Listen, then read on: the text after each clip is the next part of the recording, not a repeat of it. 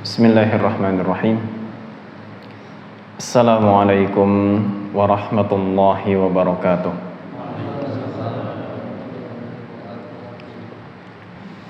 Alhamdulillahi rabbil alamin. Wa bihi nasta'inu ala umurid dunya waddin. Wa sallallahu wa sallam ala nabiyyina Muhammad wa ala alihi wa ashabihi wa man tabi'ahum bi ihsanin ila yaumiddin. Amma ba'd. Kaum muslimin rahimani wa rahimakumullah, kita panjatkan puja dan puji syukur atas kehadirat Allah Subhanahu wa ta'ala. Pada kesempatan malam hari ini dengan taufiknya kita dipertemukan, dikumpulkan di dalam salah satu rumah Allah Subhanahu wa ta'ala, yang mudah-mudahan pertemuan kita, majelis kita di kesempatan malam ini menjadi majelis yang diberkahi oleh Allah Subhanahu wa ta'ala. Semoga waktu kita ini menjadi waktu yang bermanfaat, yang semakin mendekatkan kita kepada Allah Azza wa Jalla. Tidak lupa salawat teriring salam semoga senantiasa tercurah untuk panutan kita Nabi besar Muhammad sallallahu alaihi wa ala alihi wasallam, juga untuk seluruh keluarga beliau, untuk para sahabat dan para pengikut yang selalu istiqomah untuk mengikuti, mengamalkan tuntunan Nabi alaihi salatu wassalam. Semoga termasuk juga kita semua yang hari ini hadir, harapannya dengan memperbanyak sholawat atas Nabi alaihi salatu wassalam dan berusaha untuk istiqomah mengamalkan sunnah-sunnah Nabi alaihi salatu wassalam, kita nantinya mendapatkan syafaat dari sisi Allah Subhanahu wa ta'ala. Jamaah hadirin dan hadirat rahimani wa rahimakumullah, insyaallah kesempatan malam hari ini kita akan membahas sebuah judul ataupun tema, yaitu tentang seseorang yang hatinya bergantung dengan masjid, ya, atau hatinya terpaut dengan masjid. Mungkin judul ini bukan judul yang terlalu asing, ya. Kita semua sering dengar ya sebuah hadis, ya. Kalau nggak sering ya pernah dengar lah paling tidak. Ya. Hadis yang di dalamnya menyebutkan keutamaan orang yang hatinya terpaut atau hatinya selalu bergantung dengan masjid. Dan hadis yang menyebutkan itu, ya, itu sebetulnya hadis yang panjang. Ketika Nabi Shallallahu Alaihi Wasallam menyebutkan golongan-golongan yang nanti mendapatkan naungan, golongan yang mendapatkan naungan Allah Subhanahu wa ta'ala di padang mahsyar. Ini asal muasal judulnya. Asal muasal judulnya itu dari sebuah hadis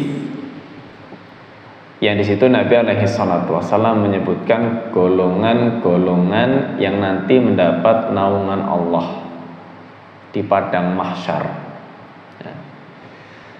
Hadisnya diriwayatkan oleh Imam Bukhari ketika Nabi alaihi salatu wasallam bersabda, sab'atun yudhilluhumullahu fi dhillihi yauma la dhilla illa dhilluhu. Ya. 7 golongan yang mendapatkan naungan Allah, ya, yudhilluhumullah. Jadi 7 golongan yang dinaungi oleh Allah, yauma la dhilla illa dhilluh. Ya. Pada hari tidak ada naungan lagi kecuali naungan Allah. Tidak ada naungan lagi kecuali naungan Allah. Jadi beliau di sini menyebutkan 7, tapi 7 ini sebetulnya bukan maksudnya membatasi. Ya. Ada golongan lain selain yang 7 ini, tapi disebutkan dalam hadis yang lain. Hanya pas hadis ini itu menyebutkan 7. Ya. Tapi aslinya tidak hanya 7.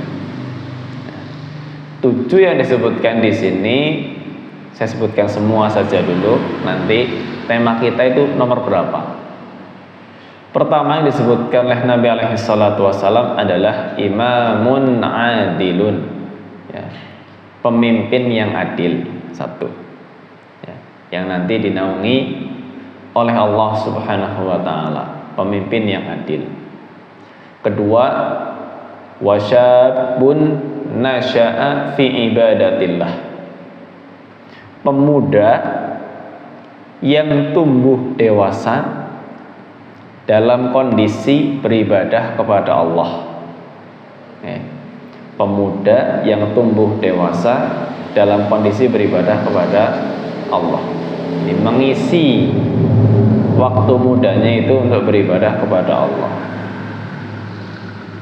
Yang ketiga, wa rajulun qalbuhu mu'allaqun bil masajid. Yang ketiga adalah seseorang yang hatinya terpaut dengan masjid. Nah, ini nanti jadi tema kita. Wa rajulun qalbuhu mu'allaqun bil masajid, seseorang yang hatinya bergantung atau terpaut dengan masjid. Yang keempat,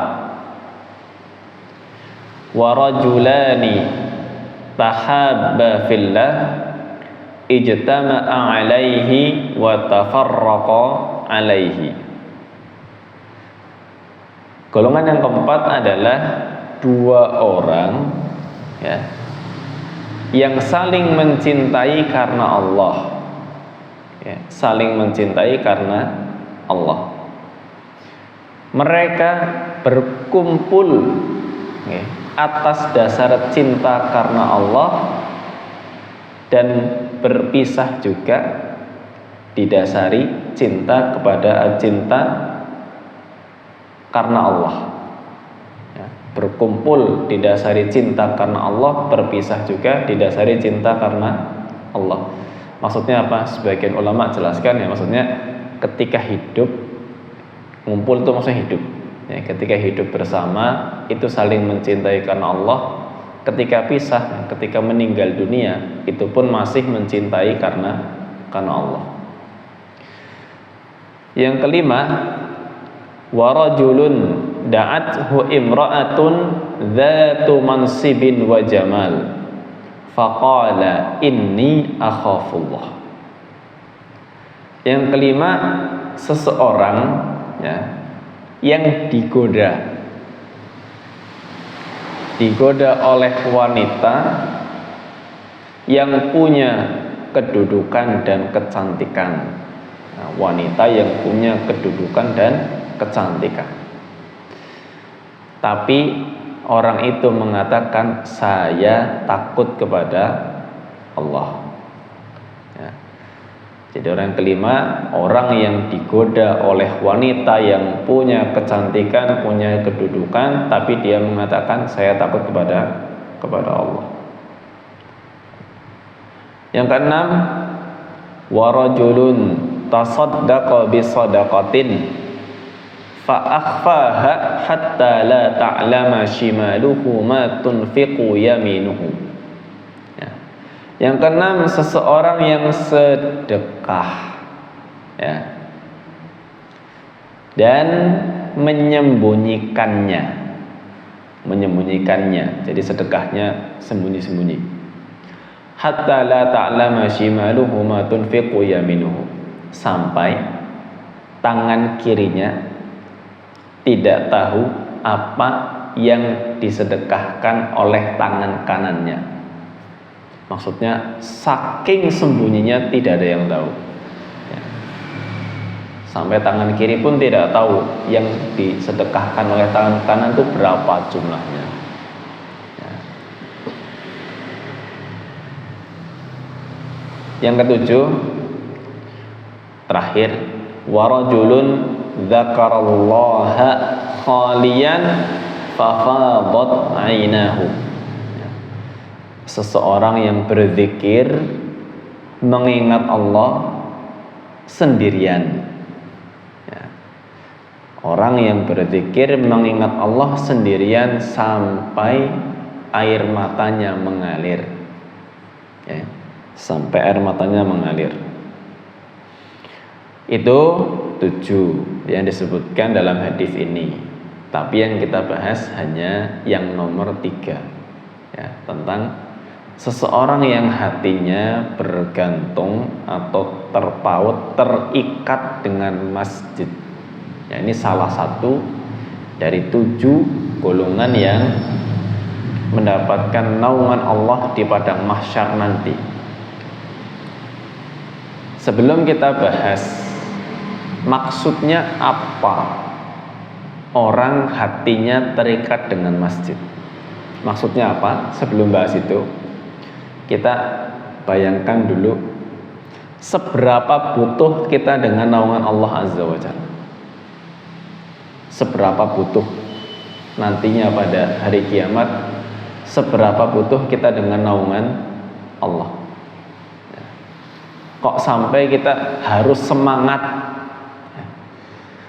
semangat untuk bisa mendapatkan naungan Allah. Jamaah yang dirahmati Allah Subhanahu wa ta'ala, ya, kondisi nanti ketika kita dibangkitkan oleh Allah Subhanahu wa ta'ala, ya, itu kondisi yang kita sebetulnya tidak bisa untuk menggambarkan susahnya seperti apa. Tapi Nabi Sallallahu Alaihi Wasallam itu menyebutkan, ya, ada banyak kondisi yang disebutkan. Nah, di antara yang disebutkan oleh Nabi Sallallahu Alaihi Wasallam, kenapa kita itu butuh naungan Allah, ya, itu disebutkan dalam hadis, di antaranya dalam hadis Imam Muslim, ya, yang diriwayatkan oleh Imam Muslim. Di situ Nabi alaihi salatu wasallam bersabda, "Tudnas syamsu yaumal qiyamati minal khalqi hatta takuna minhum kamiqdari mil." Kata beliau, matahari, ya, matahari pada hari kiamat nanti itu didekatkan, ya, didekatkan kepada para hamba, kepada para makhluk, ya, sampai jaraknya itu antara makhluk dengan matahari itu kurang lebih hanya 1 mil, ya, hanya 1 mil. 1 milnya seberapa? Ya Allahu a'lam bishawab. Intinya, ya kalau milnya kita mungkin sekilo lebih lah. Ya, cuma apa ya segitu apa tidak, pastinya Allahu a'lam bishawab. Ya. Sekarang jarak matahari dengan kita ini jutaan kilometer. Ya. Itu saya sudah, ini hujan saja panas loh kalau tidak pakai kipas angin. Gitu. Padahal hujan malam loh, ini ada matahari atau tidak? Nggak kelihatan mataharinya malam-malam. Sudah malam-malam hujan, kipas angin nyala deh ini. Oh nyala, berapa yang nyala? 3 saja nyala ini, ya. Kalau nggak nyala panas, ya. Di rumah saja, dalam rumah saya tadi keringetan, masya Allah. Ini matahari didekatkan sampai jaraknya 1 mil. Memang kalau kita sekarang matahari didekatkan sedikit saja, kalau sekarang di dunia ya, matahari didekatkan sedikit saja ya kita semua mati, pasti mati ya, dekat sedikit saja itu mati. Makanya posisi matahari dengan bumi sekarang ini sudah jarak yang diatur oleh Allah Subhanahu wa taala, bagaimana caranya tidak mati ya. Bahkan saya pernah nonton sebuah video titik terpanas yang ada di bumi. Ada orang coba untuk menjelajahi titik terpanas yang ada di bumi ya. Itu, dan dia sedang datang di musim yang lagi panas-panasnya ya. Sengaja datang ke situ di musim yang lagi panas-panasnya. Itu suhunya sekitar 75 derajat Celcius, di atas 70 lah, intinya di atas 70 derajat Celcius. Dan itu hanya bisa bertahan di tempat itu paling 1 jam, nggak bisa lama-lama ya. Lebih lama dari itu nyawa taruhannya. Tapi ada makhluk hidup yang bisa bertahan di situ. Dia nemu ada serangga hidup, ya. Tapi sudah panasnya, masya Allah, ya. Kita tidak mungkin hidup. Makanya itu di situ tidak ada manusia hidup di tempat yang suhunya sampai 70 derajat Celcius. Ya. Di sebagian negara Arab saja kalau lagi musim panas kan sampai 50 derajat Celcius. Ya, wah itu luar biasa ya. Padahal matahari jauhnya dengan kita ini ya, jutaan kilo. Ini dekat sekali pada hari kiamat nanti. Makanya kondisi hari kiamat itu bukan kondisi yang bisa disamakan dengan kondisi dunia, tidak bisa. Tapi ya, akibat matahari itu didekatkan 1 mil jaraknya, Nabi alaihi salatu wasallam melanjutkan, fayakunun nasu ala qadri a'malihim fil araq. Manusia kondisinya tergantung amalnya ya. Kondisi keringatnya, maksudnya kondisi keringat manusia itu tergantung amalnya. Jadi meskipun semua jaraknya sama ya, 1 mil, tapi keringatnya beda-beda ya. Keringatnya beda-beda. Yang membedakan apa? Amalnya. Beliau mengatakan faminhum man yakunu ila ka'baihi. Ada yang keringatnya itu menggenang sampai kedua mata kaki ya, ini cetek, keringatnya menggenang sampai kedua mata kaki. Wa minhum man yakunu ila rukbatayhi. Ada yang keringatnya menggenang sampai kedua lututnya. Wa minhum man yakunu ila hiqwaihi. Ada yang keringatnya sampai ke pinggang. Wa minhum man yuljimuhul araqu iljaman. Dan ada yang tenggelam dengan keringatnya ya. Yuljimuhu iljaman itu tenggelam sampai di mulutnya, karena di sini dikatakan wa asyara Rasulullah sallallahu alaihi wasallam ila fihi. Beliau itu menunjuk bibirnya. Jadi yuljimuhu iljaman, ada yang sampai tenggelam sampai ke bibirnya ya. Ya seperti apa gambarannya Allahu a'lam bissawab ya. Kita tahunya nanti kalau sudah sama-sama mati dan dibangkitkan sama Allah Subhanahu wa ta'ala. Nah, kita siap-siap menghadapi situasi yang seperti itu ya. Karena semuanya pasti menghadapi ya. kepenginnya saya dan panjenengan itu kan tidak kebanjiran, kepenginnya tidak kepanasan. Nah, siapa yang tidak kebanjiran, tidak kepanasan, mereka itulah orang-orang yang mendapatkan naungan Allah. Zil, ya, yang disebutkan dalam hadis tadi, yudhilluhumullahu fi dhillihi, Allah menaungi. Zil itu kalau dalam bahasa Arab itu bayangan, ya, tempat teduh, ya. Jadi kalau kita punya rumah terus ada halamannya ada kanopi, nah itu kan teduh di situ, ya. Itu zil karena ada bayangan di situ. Kita kan biasa kalau kepanasan orang di traffic light saja, lampu lalu lintas, ya, kalau bisa berhenti bawah pohon kan carinya bawah pohon, ya. Nah, saya kadang-kadang heran, ini tumben di lampu merah kok orang-orang nggak maju di depan gitu. Ternyata mereka cari tempat yang pas di bawah pohon. Itu namanya zil, teduh gitu. Kan enak kalau teduh kan tidak kepanasan.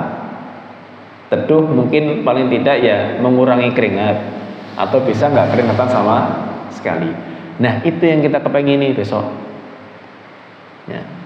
Pas hari kiamat kita tidak termasuk yang kepanasan dan tidak termasuk yang keringetan. Caranya gimana? Ya caranya berusaha menjadi salah satu atau sebagian dari 7 golongan tadi. Mulai kalau bisa jadi imam, pemimpinnya adil, ya pemimpinnya adil. Masih muda ya berusaha masa mudanya untuk ibadah kepada Allah, ya. Karena anak-anak muda kan lebih banyak dolan daripada ibadah, ya.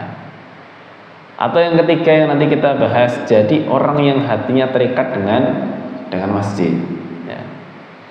Atau berusaha jadi orang yang keempat, yang saling mencintai karena Allah Subhanahu wa ta'ala. Jangan bermusuhan dengan sama kaum muslimin, ya. Yang keempat. Yang kelima, jadi orang yang tahan godaan syahwat, ya. Jadi tidak mudah tergoda dengan perempuan, ya. Yang keenam, jadi orang yang ikhlas sedekah, sedekahnya sembunyi-sembunyi, ya. Ya meskipun kalau kadang-kadang kelihatan tidak apa-apa, ya. Atau mungkin jadi orang ketujuh, orang yang senang zikir sendirian sampai nangis, ya. Memang tidak semuanya bisa, ya. Jadi pemimpin yang adil mungkin tidak semuanya bisa, ya. Jadi pemuda yang ibadah, aduh ngapunten, ngertine hadisan wis kadung tua, kait ganu sih ora tau perlu hadis kiye misalnya. Ya makanya mudah. Mungkin poin yang ketiga adalah jadi orang yang berusaha hatinya terpaut dengan masjid. Kalau ini kan tidak memandang usia, tua muda sama, semua masih punya kesempatan, ya. Semua masih punya kesempatan untuk menjadi golongan yang ketiga ini, orang yang hatinya terpaut dengan masjid. Nah, sekarang apa gambarannya, apa maksudnya orang yang hatinya terpaut dengan masjid, ya. Saya gambarkan sederhana dulu begini. Ada orang itu suka begini, ya, pulang kantor tapi jadi badannya sudah di rumah, pikirannya masih di kantor, ya. Badannya sudah di rumah, kumpul sama istri, kumpul sama anak, ya. Tapi sing dipikir pegawaian, ya, belum selesai, masih mikir, oh ya besok harus ke kantor, bangun gasik. Jadi aktivitas di rumah itu tidak bisa fokus untuk ngurusi rumah. Ngobrol sama istri, ya, tidak bisa fokus. Dolan sama anak-anak juga tetap mikirnya kantor. jalan-jalan ya tetap hatinya di kantor ya. Jadi suka dikatakan badannya di rumah tapi hatinya di kantor. Nah, itu gambaran sederhana orang yang hatinya di masjid. Kemana-mana dia pasti yang dipikir ingin kembali ke masjid. Itu gambaran orang yang hatinya terpaut dengan masjid. Kemanapun perginya pasti ingin kembalinya ke masjid ya. Yang dipikir kapan saya ke masjid lagi ya. Rampung sholat, keluar pulang ke rumah. Ini sholat maghrib, nanti mungkin kita sampai sholat isya insyaallah. Rampung sholat isya, ba'diyah, pulang ke rumah. Sudah di rumah, badan kita di rumah, tapi kita sudah mulai mikir, oh ya, siap-siap untuk besok subuhan ya. Sudah dipikir, hari ini subuhan jam berapa ya? Oh, jam 4 lebih sekian menit.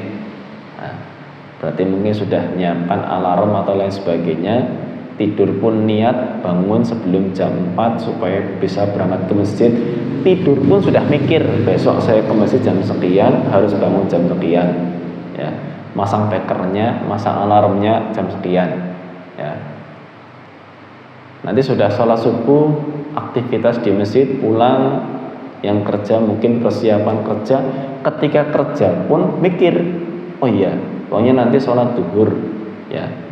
Yang kerjanya di kantor mulai mikir, saya nanti sholat duhurnya mau di mana, di masjid mana. Kalau yang mungkin dinasnya kadang muter-muter ya, kan ada orang dinasnya muter-muter, yang dagang mungkin muter-muter ya, jadi sales muter-muter, mikir, oh iya saya muter-muter nanti kurang lebih jam 11:30 saya lagi di mana, persiapan nanti sholat duhur saya mau di mana. Sudah mikir. Selalu itu yang dipikirkan ya. Jalan-jalan sama keluarga ya, kadang hari Ahad, hari libur, jalan-jalan sama keluarga, rekreasi, apalagi ini lagi liburan ya, rekreasi atau mungkin keluar kota. Sudah mikir, jalan-jalan hari ini kemana, jalan-jalan Batu Raden lokasinya mana, sana. Oh, dipikir nanti ketika di sana mau sholatnya di masjid yang sebelah mana, kalau tahu ya. Kalau enggak, pokoknya nanti berusaha cari tempat yang dekat dengan masjid. Jadi masjid yang dipikir ya. Berusaha bagaimana ketika dekat dengan waktu sholat itu sudah siap nyanding masjid. Ini saya sedikit cerita saja. Kalau saya pribadi, ya mudah-mudahan manfaat. Memang kadang kita kalau pergi-pergi bareng dengan banyak orang lah ya, kadang keluarga, kadang saudara, itu kan kadang tidak semuanya yang bersama dengan kita itu adalah orang yang terbiasa untuk sholat jamaah, kan begitu. Malah bisa aja dalam satu rombongan yang sregep jamaah hanya satu, jenengan roh. Nah itu kadang-kadang mandan ya rikuh ya kan, arep ngelingna sholat ke, aduh ke pada ora kulina jamaah ya. Padahal dalam kota, ya kalau luar kota sih tidak ada masalah. Maksudnya kita mau sholatnya ditunda, jamak kosor kan bisa, nggak ada masalah. Tapi kan dalam kota muter-muter cuma jalan-jalan sama keluarga. Nah, kita yang harus jadi komandan, komandan. Mereka kadang nggak mikir, ini nanti pergi jam berapa, sholat duhur jam berapa, sholat asar jam berapa. Karena sudah terbiasa sholatnya itu nantilah. Sholat duhur jam 2:30 ya kena, kan durung liwat, karena begitu ya. Malah kadang kita yang nuwun sewu digoda ya, Bahasane ya sepisan-pisan jaluk dispensasi lah. Masa saben-saben disiplin sholatnya ya. Dispensasi setengah jam apa sejam sholat dur jam 1 mau kena. Tapi kan hati kita terpaut dengan masjid ya. Kepengen setiap sholat tuh ke masjid lagi ya. Nah, dalam menghadapi situasi seperti itu, jangan pusing dengan rikuhnya ya. Tapi kita selain bergantung dengan masjid, terlebih dahulu harus bergantung kepada Allah ya. Saya dalam situasi yang kadang menghadapi yang seperti itu ya, harus minta sama Allah, ya Allah mudahkan saya nanti sholat duhur jamaah ya. Mungkin keluarnya malam pada asar atau mungkin menjelang maghrib baru keluar. Jangan lupa untuk doa dulu, ya Allah mudahkan saya untuk sholat maghrib dan sholat isya berjamaah. Mudahkan saya untuk ketemu dengan masjid, jadi sholatnya yang fardu bisa jamaah. Ya kalau kita mau rikuh-rikuh tok, ya repot. Kita nggak minta tolong sama Allah ya. Karena tidak akan dimudahkan kalau kita tidak minta sama Allah. Akhirnya ya rikuh ya kita kalah ya. Tapi kalau kita dimudahkan sama Allah ya, hanya dulu sayangi ya. Ini semua tentunya bukan sedang pamer kehebatan, tapi semua taufik dari Allah Subhanahu wa taala ya. Saya tidak punya apa-apa tentunya. Kuliah ya, kuliah. Saya dulu kuliah pernah ngalami kuliah umum saya ya. Saya awalnya kuliah nggak belajar agama, saya kuliahnya umum ya. Dan dulu saya kuliah jurusan teknik industri saya. Jadwal kuliah itu kadang tidak perhatikan masalah sholat jamaah ya.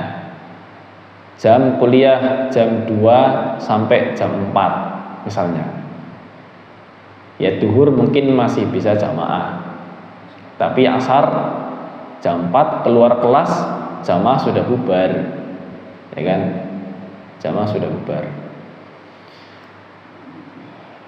Gimana caranya saya asar tetap jamaah ya. Wangel memang. Dan diantara pelajaran-pelajaran yang nabrak sholat jamaah itu malah pelajaran sing penting dan wangel ya. Matematika, jurusan teknik pelajaran matematika itu nomor 1, tidak bisa nomor 2 kan. Istilahnya dulu nama pelajaran itu pelajaran kalkulus yaitu matematika, itu primadonanya yang paling disebeli sama mahasiswa ya. Wangel soalnya kalau sampai bolos ketinggalan pelajaran repot ya, bisa nggak lulus nanti ya. Bahasa Inggris, aduh repot ya.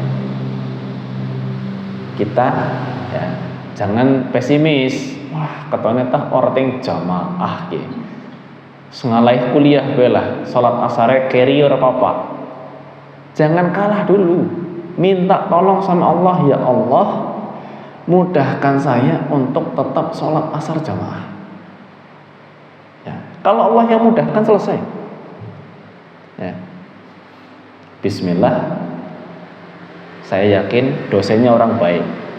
Nah, jangan suudzon dulu, karena kita kadang-kadang sudah suudzon dulu sih ya. Duh kita domai apa ya kalau dosennya ya nggak ada izin sholat ya, itu udah takut duluan ya.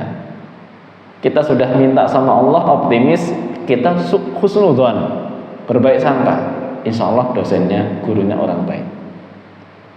Bismillah, sebelum dosen masuk kelas ya, tak adang dulu depan pintu ya. Assalamualaikum Pak. Waalaikumsalam. Mohon maaf, saya ada perlu sebelum Bapak masuk kelas. Gimana Mas?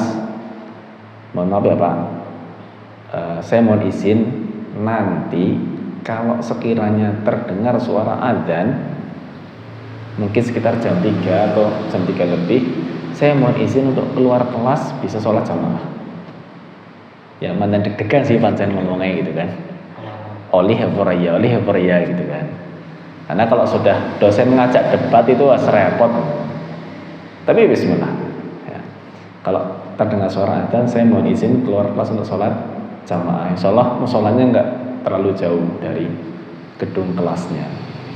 Beliau mengatakan, oh iya mas, tidak apa-apa, boleh. Ya. Tapi saya harus konsekuen.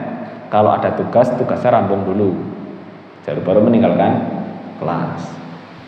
Alhamdulillah, terdengar suara azan, saya tidak perlu izin 2 kali, langsung dosennya ingat, lagi nulis papan tulis, kedengaran suara azan, langsung balik.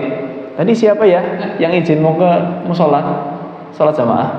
Saya pak, silahkan keluar, nggak apa-apa. Ya, cuma memang sayangnya dosennya tidak ikut. Ya.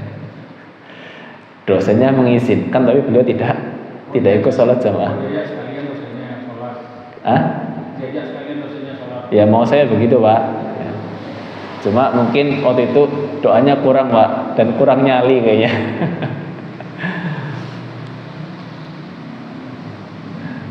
Mungkin bagusnya begitu. Harusnya saya ngomong, ayo pak sekalian pak, gitu ya. Ya alhamdulillah, setidaknya saya dimudahkan sama Allah untuk beberapa jam kuliah untuk bisa tetap sholat jamaah. Ya. Nah, jadi sekedar ya perwujudannya. Ya, ketika hati kita bergantung dengan masjid, ya kita berusaha untuk selalu kembali ke masjid. Mikir kapan lagi kita sholat di masjid. Waktu sholat fardu kita jamaah lagi. Ya. Jadi yang disebutkan oleh sebagian ulama ya. Jadi ada sebuah permisalan begini. Oleh Imam Al-Mubarakfuri, beliau mengatakan li'annal mu'mina ya fil masjidi kasamaki fil ma wal munafiqa fil masjidi kat-tayri fil qafas. Ya.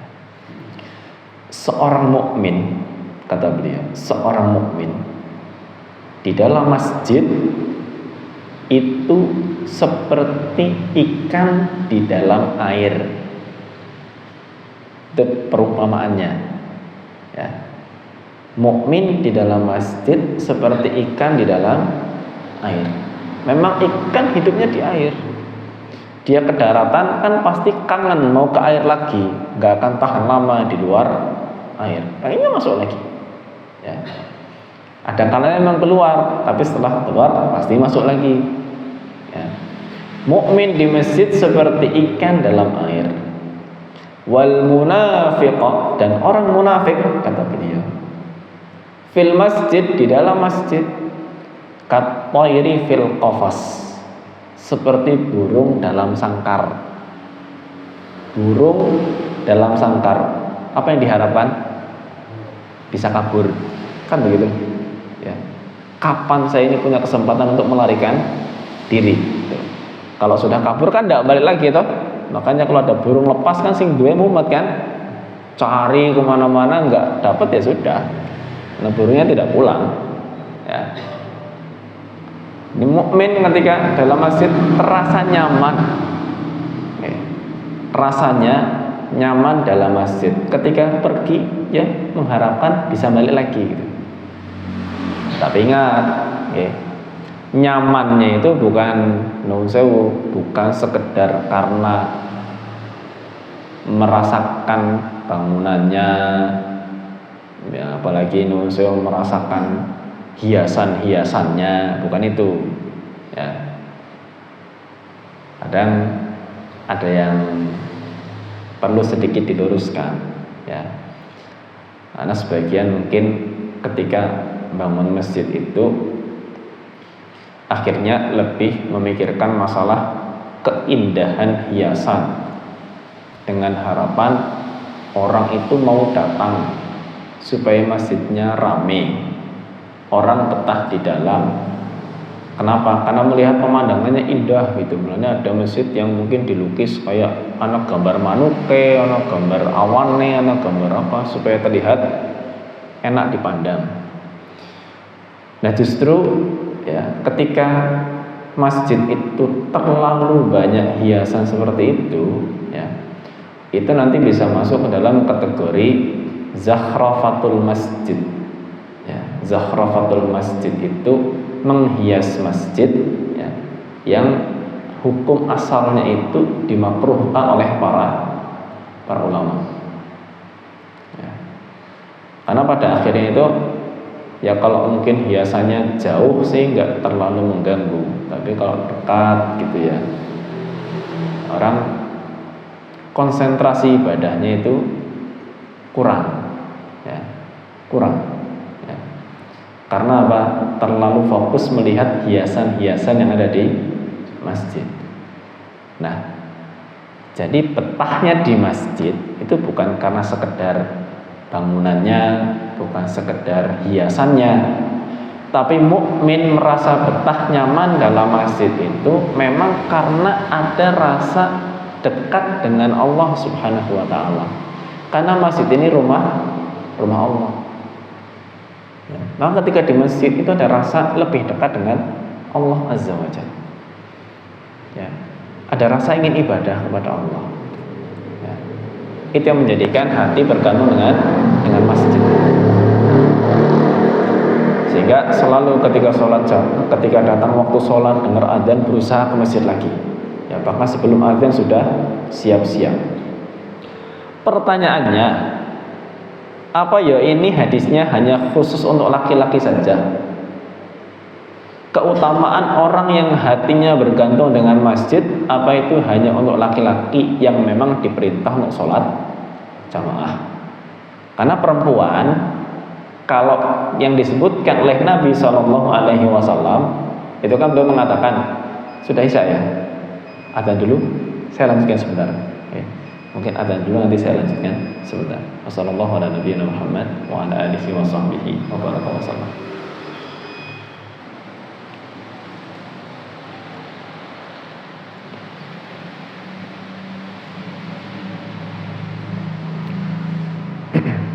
Bismillah, walhamdulillah, wassalatu wassalam ala rasulillah wa ala alihi wa ashabihi wa man walahu wa ba'd. Baik, sedikit melanjutkan ya, supaya adil. Yang laki-laki sudah ya. Sekarang perempuan ya.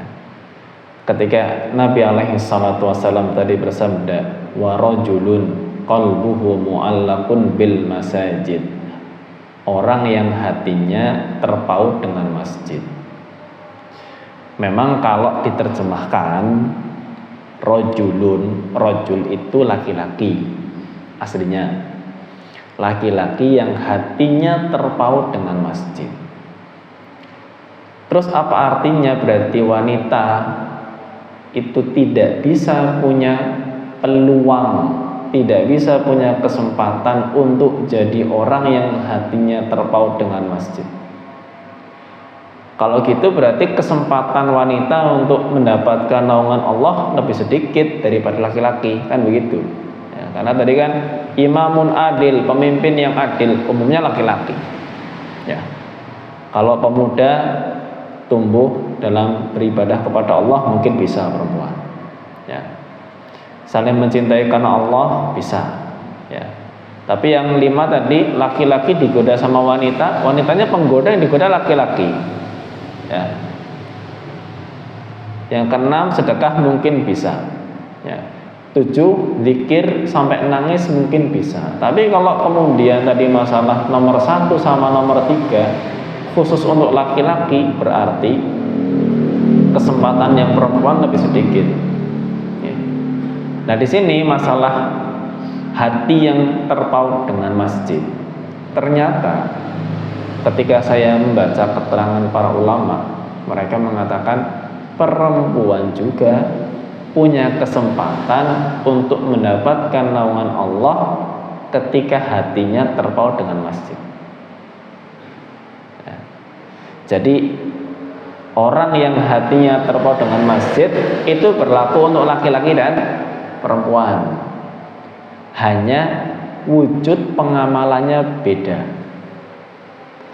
Kalau laki-laki yang paling jelas hatinya terpaut dengan masjid, itu adalah dengan cara menjaga sholat jamaah di masjid, istiqomah, tepat waktu. Kalau bisa dapat takbiratul ihram bareng dengan imam. Ya. Loh, perempuan bagaimana? Karena perempuan, kata Nabi SAW dalam hadis riwayat Imam Abu Dawud, la tamna'u nisa'akumul masajid wa buyutuhunna khairun lahunna. Jangan halangi wanita-wanita atau istri-istri kalian untuk sholat di masjid. Jangan halangi. Kalau mau ke masjid boleh. Tapi kan pesan berikutnya, wa buyutuhunna khairun lahunna. Tapi sholat di rumah itu lebih baik untuk wanita. Justru anjurannya itu sholatnya di rumah. Ya. Tapi ke masjid boleh. Ya. Apalagi mungkin mau ikut pengajian, ya ke masjid tidak apa-apa. Ya.